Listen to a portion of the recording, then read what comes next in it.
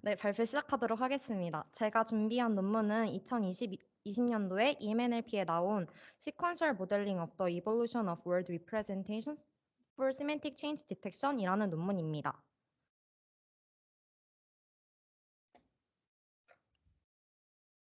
준비한 발표 순서는 다음과 같고 논문의 흐름을 그대로 따왔습니다. 시간이 지남에 따라 사전적 의미가 변하는 단어를 알아차리는 과정은 중요한데 이를 Semantic Change Detection이라고 명합니다. 이는 말 그대로 시간이 지남에 따라 변하는 단어를 알아차리는 것으로 많은 분야에서 응용이 현재 되고 있습니다. 최근에는 말뭉치를 활용해서 시간에 따른 단어의 변화를 탐지하는 모델까지 등장하고 있습니다. 아래 사진의 예시들을 보시면 단어의 의미가 시간이 지남에 따라 변함을 확인하실 수 있는데요. 첫 번째 예시에서 누군가는 먹는 블랙베리를 생각하지만 다른 사람은 핸드폰 블랙베리를 생각해서 의사소통이 문제가 생길 수도 있고, 또한 두 번째 단어에서도 지저귀는 새를 생각하지만 누군가는 트위터를 생각해서 이런 식으로 시간에 따라서 단어들이 변한다라는 것을 확인하실 수 있을 것 같습니다. 어, 이전 연구들과 관련된 한계점으로는 우선 리터러처과 관련된 모델을 비교한 연구들이 적다는 점입니다. 이는 라벨링된 데이터가 부족해서 일어나는 현상으로 이전 연구들은 양적인 비교 없이 질적인 관점에서 모델의 성능들을 비교해 왔습니다. 이러한 문제 때문에 시멘틱 체인지 디텍션에 어떤 것이 적절한 접근권을 구상하는지 알기 어려워진다는 한계점이 있었습니다. 두 번째로 방법론적인 관점에서 의미론적으로 변화한 단어들을 고유한 시간에서 페어와이즈로 공정한 비교를 통한 탐지를 진행하다 보니 시퀀셜 모델링이 무시가 되어서 그런 한계점이 발생을 하였는데 시멘틱 체인지는 시간에 민감하기 때문에 단어의 리프레젠테이션의 간격보다는 이어서 나오는 벡터를 고려하는 것이 더 중요할 수 있습니다. 그래서 이 논문에서는 이에 대한 해결책으로 시멘틱 체인지 디텍션을 어노멀리 아이덴티피케이션 태스크로 접근합니다. 그래서 인코더 디코더 구조의 모델을 제시하면서 이볼루션을 시간별로 학습을 하고 모델이 시간에 민감한 시퀀스인 단어에서 잘 훈련이 된다면 시간에 걸친 어떠한 단어의 시멘틱 이볼루션도 잘 예측할 것임을 가정합니다. 또한 의미론적인 변화가 있던 단어들은 예측 모델에서 높은 에러의 가능성이 높음도 가정하고 있습니다. 이어서 관련 연구들을 조금 소개해 드리려고 하는데 먼저 Anomaly Identification Task입니다. 해당 태스크에서는 OOD 문제가 중요한데요. 해당 문제는 보유하고 있는 ID 데이터셋으로 네트워크를 학습시킨 후 테스트 단계에서 ID셋은 정확하게 예측하고 OOD셋은 걸러내는 작업입니다. OOD를 테스트 단계에서 어떠한 클래스로도 예측하지 않도록 균일하게 예측하는 것이 목표인데요. 아래 0부터 9까지의 숫자를 예측하는 엠리스트 관련 태스크의 태스크를 보시면 미소 짓는 얼굴이 들어왔는데 그 앞에 두 개에서는 3이랑 0으로 해서 각각 이제 하이 컨피던스로 예측을 해버렸는데 잘못 예측을 한 것이기 때문에 이렇게 미소 짓는 얼굴이라는 그 없는 이미지가 들어왔을 때는 가장 끝에 있는 것처럼 이렇게 균일하게 예측을 해서 아예 예측하지 않는 것이 좋다라고 정의를 한다고 합니다. 또한 리컨스트럭션 관련해서는 이상치 탐지에서 인풋을 복원하는 과정을 통해 정상 데이터의 분포를 학습하는 리컨스트럭션 기반의 반복론들이 많이 쓰이고 있고 이때 정상 데이터 분포를 학습한 모델은 정상 데이터로부터 구분되는 샘플을 잘 복원하지 못할 것이라는 가정하에 복원 에러가 큰 샘플을 이상치로 탐지하게 됩니다. 시멘틱 체인지 디텍션과 관련된 방법들이 크게 두 가지가 있는데 둘 다 다양한 접근 방식에서 연구들이 진행되고 있습니다. 토픽, 그래프, 뉴럴 등이 있는데 뉴럴이 특히 최근에 워드 투백을 활용해서 해서 좋은 결과들을 많이 거두었다고 합니다. 의미론적인 변화를 잘 탐지하기 위해서는 먼저 월드 리프레젠테이션을 다양한 시간의 기간에서 가져와야 합니다. 이는 시간을 결합해서 월드 리프레젠테이션을 학습한다는 특징을 가지고 있는데 이전 연구들은 월드 리프레젠테이션을 여러 시간 간격에 걸쳐 나온 페어와이즈를 비교하는 연구들을 수행했고 그 과정에서 프리퀀시나 코어커런스 같은 기반의 방법들을 사용했습니다. 최근에는 확률론적인 속성을 가지고 있는 워드 투백을 사용했습니다. 근데 이 연구에서는 두 번째 방법인 월드 리프레젠테이션을 디스크리트한 시간 간격에 대해서 학습하고 결과인 벡터를 비교하는 방법을 채택했습니다. 그 이유는 이 제목에도 있는 디아크로닉 리프레젠테이션이 언어의 시간이나 과거와 관련된 부분들을 포착하는 워드 리프레젠테이션이기 때문에 큰 말뭉치에서 이 디아크로닉 리프레젠테이션을 학습할 때 크기 문제 때문이었습니다. 그래서 이러한 과정을 통해서 사전 훈련된 뉴럴 기반의 리프레젠테이션을 사용하는 것이 가능해지게 되었습니다. 시멘틱 체인지를 디텍션하는 흔한 방법은 크게 세 가지로 나누어질 수 있습니다. 먼저 첫 번째 단계는 월드 리프레젠테이션을 두 시기에 대해서 가져오는 것입니다. 예를 들어서 2000년도, 2020년도에 출판된 문서에 기반을 해서 각각 스키그램 임베딩을 얻을 수 있습니다. 두 번째 단계로는 두 데이터셋의 월드 리프레젠테이션을 배열합니다. 이때 스키그램의 확률론적인 특성 때문에 주로 올소고널 프로크러스트를 진행하게 되는데 이 OP가 리절팅 벡터에 적용이 되어서 페어와이즈한 리프레젠테이션을 배열하게 됩니다. 아래 빨간색 상자를 보시면 두 개의 월드 매트릭스가 타임 K와 J에 대해서 각각 주어지게 되면 OP가 최적의 트랜스포메이션 행렬인 R 그리고 단어 W의 시메틱 시프트 레벨을 반환하신다는 것을 볼 수 있습니다. 세 번째 단계로 시밀러리티 매트릭을 이용해서 각 단어를 배열된 리프레젠테이션을 활용해서 비교할 수 있습니다. 결과적으로 시밀러리티가 낮을수록 단어의 시멘틱 체인지 레벨이 높아지게 됩니다.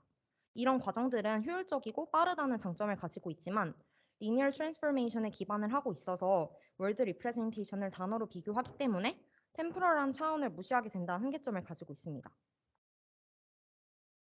그래서 방금 언급드린 템포럴 디멘션을 고려한 이전 연구들은 주로 리니얼 트랜스포메이션에 의존하는 경향이 있고 태스크의 월드 리프레젠테이션에 초점을 두는 경향이 있어서 본 연구에서는 컨트리뷰션으로서 세 가지의 시퀀셜하고 논리니어한 모델을 제시합니다. 그래서 해당 모델을 통해서 어떠한 유형의 프리트레인드 월드 벡터로도 시멘틱 체인지 디텍션 때 시간에 걸쳐서 작동이 가능하고 여러 실험을 통해서 이제 모델이 유사 베이스라인을 압도한다는 결과를 입증하였습니다. 지금부터는 모델을 좀 더 자세히 설명해 드리도록 하겠습니다. 어떤 사전 훈련된 워드 벡터가 다음 인풋과 같이 시간에 걸쳐서 주어진다고 가정했을 때 예를 들어서 2000년도에서 2013년도 사이의 연도에 기반을 둔 스킵그램 리프레젠테이션이 주어졌을 때 태스크는 어떤 워드 벡터가 시멘티컬리 시프트 월드에 상응하는지 찾는 것입니다. 이때 목표는 이런 워드 벡터들이 시간이 지남에 따라 이볼브하는 모델을 훈련시키는 것이 됩니다. 이때 논문에서 가지고 있는 가설은 모델이 주어진 단어의 이볼루션을 정확하게 예측하는 데 실패한다면 그 단어가 시멘티컬리하게 바뀌었을 가능성이 높다입니다. 그래서 워드 벡터의 이볼루션을 학습하고자 LSTM 기반의 세 가지 변형 모델을 제시했는데 그것이 어토인코더, 퓨처 프리딕션, 그리고 멀티태스크입니다. 우측 하단의 피규어는 논문에서 제시하는 모델의 전체 그림인데요.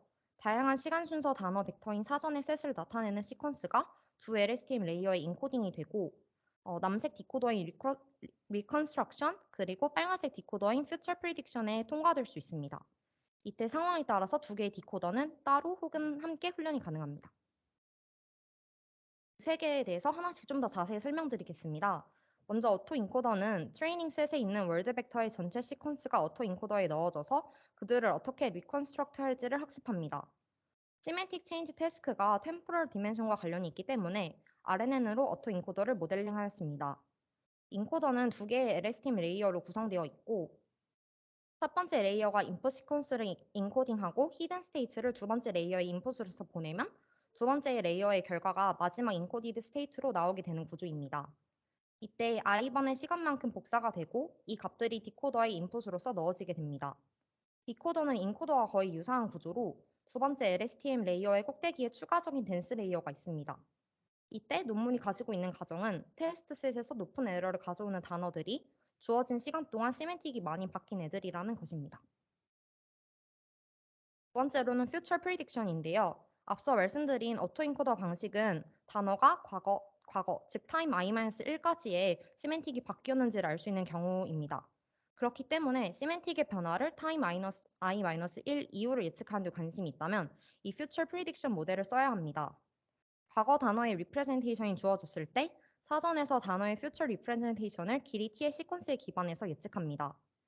어터 인코더랑 거의 유사한 모델 구조로 차이점은 디코더에서 t-i번만큼 t-i번의 예측을 하기 위해서 이루어지는 과정이 있다는 것입니다. 좀 더 자세히 말씀드리면 첫 번째 단계에서 트레이닝 셋에 있는 주어진 몇 단어의 리프레젠테이션이 넣어지고 다음 단계에서 이볼루션을 어떻게 예측할지를 학습합니다.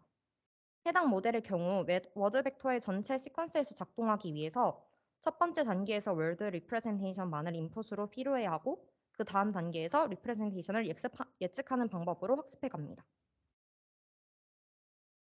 세 번째로 소개해드릴 모델은 멀티태스크인데요. 앞서 말씀드렸던 두 가지의 방법을 결합한 모델입니다. 월드 리프레젠테이션이 특정한 시간 i-1까지 주어졌을 때 그들을 어떻게 리컨스트럭트 할지, 그리고 그들의 퓨처 이볼루션을 어떻게 예측할지 이 두 가지를 학습합니다. 인코더는 앞서 말씀드린 두 모델에서 쓰인 것과 동일하고 차이점은 t번의 시간인데 이는 리컨스트럭션의 i번, 퓨처 프리딕션의 t-i번으로 나누어져서 각 디코더에 통과하게 됩니다. 앞서 설명드린 두 모델보다 두 디코더를 사용했기 때문에 더 정교한 결과를 얻을 수 있다는 특징을 가지고 있습니다. 결론적으로 세 모델들 중 아무거나 훈련을 하고 나면 롱지튜얼 월드 벡터로 이루어진 테스트 셋에 적용이 가능해집니다. 이때 가장 높은 에러를 가져오는 단어들이 해당 시간에 걸쳐서 세맨틱이 가장 많이 바뀌었다고 고려할 수 있습니다. 지금부터는 실험 결과를 말씀드릴 건데 먼저 첫 번째로 데이터셋을 소개해드리겠습니다. 2000년도에서 2013년도 사이에 48K 사이즈의 영어 단어의 각 연도의 월드 리프레젠테이션을 사용했고 각 단어는 100차원으로 나타나지고 1년에 한 단계씩 해서 14가지의 타임 스텝을 가지게 됩니다. 80대 20으로 해서 랜덤 샘플링을 했고 실험 결과에 대해서 지금부터 말씀드리겠습니다. 첫 번째 실험을 진행하게 된 목적은 세맨틱 체인지를 인공적으로 만든 예시들에 적용하기 위해서였습니다. 소스 월드 알파이 예시들을 이를 위해서 먼저 뽑았는데요. 알파이 리프레젠테이션을 다른 타겟 워드 베타로 시간별로 인공적으로 바꾸었습니다. 이때 알파는 테스트 셋의 단어이고 5% 정도를 사용했다고 합니다. 4번식을 사용을 해서 바꿨는데 결론적으로 알파를 선정하고 이를 활용해서 베타를 뽑았다고 해석할 수 있습니다. 4번식을 자세히 보시면 람다 t는 시간에 따라서 변화하고 있는데요. 람다 t가 1이면 알파의 리프레젠테이션은 전혀 변하지 않게 되고 람다 t가 0이면 알파의 리프레젠테이션은 베타의 리프레젠테이션과 동일해지게 됩니다. 기간을 두는 것의 경우 람다 t를 위해서 그 시그모이드 펑션을 사용해서 기간을 다르게 설정해서 풀, 하프, OT, 쿼터 이렇게 네 가지로 실험을 하였고 그 피규어 2를 보시면 아실 수 있겠지만 기간이 상대적으로 길수록 파란색의 풀 같은 경우가 소스 월드의 알파의 변화가 좀 더 완만하고 부드럽다는 것을 확인하실 수 있습니다. 타겟 월드 알파를 선정하는 것은 소스 월드의 리프레젠테이션을 시간에 따라 변경하기 위해서였습니다. 이때 만일 유의어인 두 단어가 주어진다면 단어 알파의 시멘틱이 그렇게 많이 안 바뀔 수도 있습니다. 그래서 소스 월드 알파가 주어졌을 때 타겟 월드 베타를 선택하는 데 있어 다양한 실험을 진행했습니다. 예를 들어서 데이터의 첫 번째 연도인 2000년도의 두 워드 벡터에 대해서 코사인 유사도를 원한다면 각 소스 월드 알파에게 타겟 월드 베타에 대해서 랜덤으로 뽑고 이때 해당 리프레젠테이션의 코사인 유사도가 첫 번째 시점의 특정한 지점인 C가 되게 됩니다. 그래서 C의 값이 높아지면 시메틱 체인지의 레벨이 낮아지게 되는데 이는 리프레젠테이션이 유사한 단어의 베타로 바뀔 것이기 때문입니다. 그래서 C를 0부터 0.5로 여러 값으로 바꾸어가면서 실험을 진행하였습니다. 그 다음에 있는 부분은 테스트 셋에 있는 단어들의 세맨틱 체인지 레벨을 평균을 활용을 해서 순위를 매기는 것인데요. 이를 위해서 새 모델을 훈련한 후에 테스트 셋에 적용하고 테스트 셋에 있는 단어들의 순위를 매겼습니다. 순위는 모델의 예측과 실제값 사이의 코사인 거리에 기반해서 매겼고 코사인 거리가 높다는 것은 주어진 단어의 세맨틱 체인지가 높은 레벨일 것임을 암시하고 있습니다. 본질적으로 태스크를 순위에 기반한 방식으로 다루었습니다. 이밸류에이션의 경우 뮤R을 사용했는데 낮은 점수는 더 좋은 성능을 뜻합니다. 모델을 비교한 결과가 피규어 3에 나와 있는데 시퀀스 투 시퀀스 RF 파란색 그래프가 개별인 그 초록색이랑 빨간색 애들보다 좀 더 높은 성능을 지속적으로 보인다는 것을 확인할 수 있습니다. 이를 통해서 멀티태스크 환경에서 두 모델을 결합하는 것이 더 정교한 파라미터 튜닝에 이점을 줄 수 있음이 입증되었고 초록색이 빨간색보다 좀 더 성능이 좋은데 이는 어토인코더가 시간 변화를 잘 찾도록 도와주어서 결과적으로 더 긴 시퀀스를 가져오기 때문이라고 합니다. 방금 보여드린 그래프랑 같은 그래프인데요. 이는 여기서 말씀드리고 싶은 거는 파라미터에 대한 효과입니다. 그 임계값 C를 X축에서 보시면 다양한 값으로 두었을 때 뮤 R의 값을 여기에서 확인을 하실 수 있는데 여기서 확실한 것은 C를 올리면 모델의 성능이 떨어진다는 것입니다. 이는 C의 값이 올라가면 소스 월드의 시멘틱 체인지 레벨이 낮아지고 태스크가 더 어려워지기 때문에 당연한 현상입니다. 해당 패턴은 시멘틱 체인지의 기간에 관계없이 A부터 D까지 모두 다 동일하게 나왔습니다. 또한 모델의 성능이 시멘틱 체인지의 기간이 감소한 경우에 가장 높은데요. 마지막 D가 가장 성능이 좋아요. 그래서 이거는 본 모델이 월드 리프레젠테이션이 시간에 걸쳐서 급작스럽거나 주요한 변화가 있을 때 더 좋은 성능을 가져온다는 것을 확인할 수 있습니다. 두 번째 실험에 대해서 이제 말씀을 드리려고 하는데, 이는 시멘틱 체인지를 실제 경우들과 함께 좋은 성과를 거둔 접근 방식들에서 성능을 비교하기 위해서였습니다. 앞 방식이랑 똑같은 데이터를 사용했는데, 이번에는 테스트셋에 65개의 단어를 추가했습니다. 해당 단어들은 옥스퍼드 영어 사전에 조사된 기간 동안의 시멘틱 체인지가 실제로 있었던 단어들입니다. 이밸류에이션 같은 경우에는 UR과 리컬 K를 사용하였는데, 여기서 K는 테스트셋의 사이즈에 대한 퍼센트로 정의하였습니다.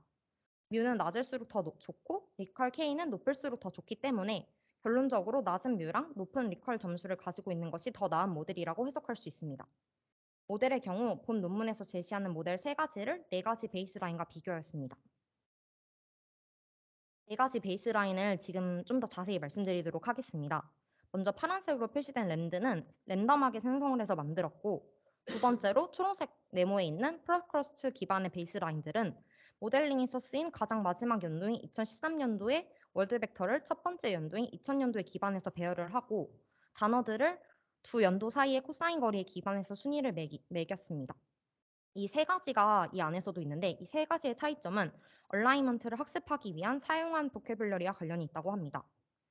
또한 머신러닝 방법들을 적용을 하였는데, 첫 번째와 마지막 타임 스텝에 워드 벡터만으로 훈련을 하였고, LSTMR은 워드 벡터를 2000년도, 2013년도에 대해서 리컨스트럭트 하였다면, 랜덤 포레스트랑 LSTMF는 2000년도에 있는 워드 벡터를 사용해서 2013년도의 리프레젠테이션을 예측하고자 하였다는 차이점이 있습니다. 그리고 이전 연구의 새 모델들을 이용했는데, 이 새 모델들은 페어와이즈 얼라이먼트를 수행하기 위해서 올소거널 프로커스트를 처음 이용한 방식들입니다. 그래서 다양한 연도에 대해서 마지막 랭킹을 만들고자 모델들을 시간에 대해서 단어의 코사인 유사도를 계산하였습니다. 결과적으로 논문이 제시하는 새 모델이 모든 경우에서 가장 안 좋은 성능의 모델이 그 베이스라인의 가장 좋은 성능의 모델보다 더 좋거나 동일하기 때문에 모델에서 제시하는 성능이 아주 좋다는 것이 입증이 되었고, 새 모델에서 제시하는 새 모델 간의 차이는 반면에 좀 작고, 어토인코더가 나머지 둘보다 약간 성능이 안 좋다는 것을 확인하실 수 있습니다. 이어서 설명드릴 부분은 피규어 5 같은 경우는 인풋이랑 아웃풋의 길이를 바꿨을 때 뮤 R의 결과인데요. 시퀀스 투 시퀀스 R, 초록색 같은 경우의 성능이 인풋 사이즈에 따라서 올라간다는 것을 확인하실 수 있습니다. 왜냐하면 뮤가 낮을수록 좋기 때문입니다. 반면에 빨간색 시퀀스 투 시퀀스 F 같은 경우에는 인풋 타임 스텝의 수가 감소하면 증가한다는 것을 확인하실 수 있습니다. 우측에 있는 거는 멀티 태스크 모델에 대해서 질적인 인사이트를 얻고자 단어들을 코사인 거리에 기반해서 순위를 매긴 것인데요.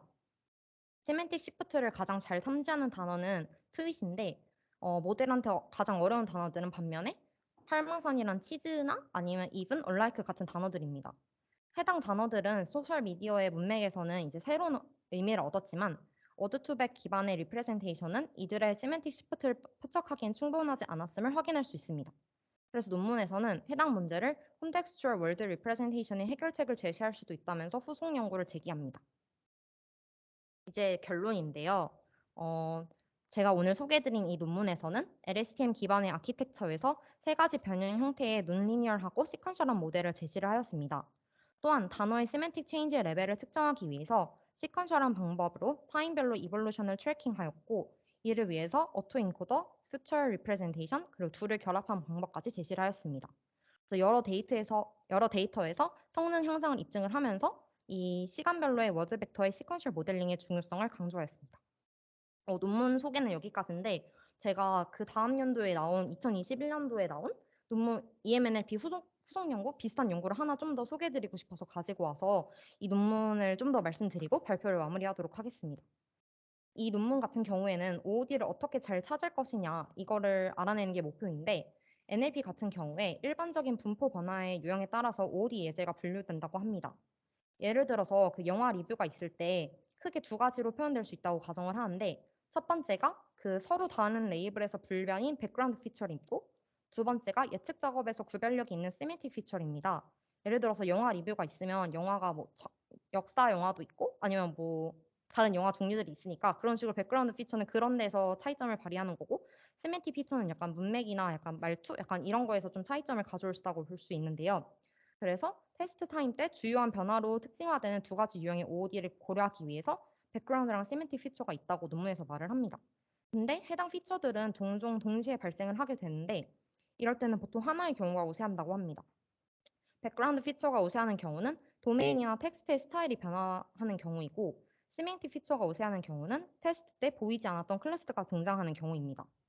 그래서 논문에서는 이 두 분류를 사용을 해서 그 OOD 탐지의 두 가지의 주 접근 방식으로 평가를 하는데 먼저 그 결론 부분에 나와 있었던 부분이 시멘틱 시프트 같은 경우는 이제 칼리브레이션 방법을 이용하는 것이 좋고 백그라운드 시프트는 덴서티 에스티메이션을 이용하는 것이 좋다라고 나와 있는데 이게 무슨 뜻이냐면 그 피규어 1을 보시면 그 앞에가 덴서티 에스티메이션을 이용한 경우고 뒤가 그 칼리브레이션을 이용한 방식인데 이 덴서티 에스티메이션 같은 경우는 이렇게 동그라미로 만들어져 있어가지고 모든 OOD를 다 잘 잡아냈다면 칼리브레이션 같은 경우에는 이렇게 찍찍 뻗어 있어서 저기 실패한 경우가 나와 있잖아요. 그래서 이렇게 상황에 따라서 어떠한 그 것인지를 확인을 하고 그거에 맞는 방법을 잘 쓰는 것이 좋다라고 나와 있는 논문이어서 개인적으로 두 논문을 둘 다 읽어보았는데 뭔가 저는 좀 제가 하고 있는 연구에선 두 번째 연구가 좀 더 배울 점이 많았다고 생각을 해서 이 부분도 함께 설명을 해드리고 싶어서 조금 간략하게 가져왔습니다.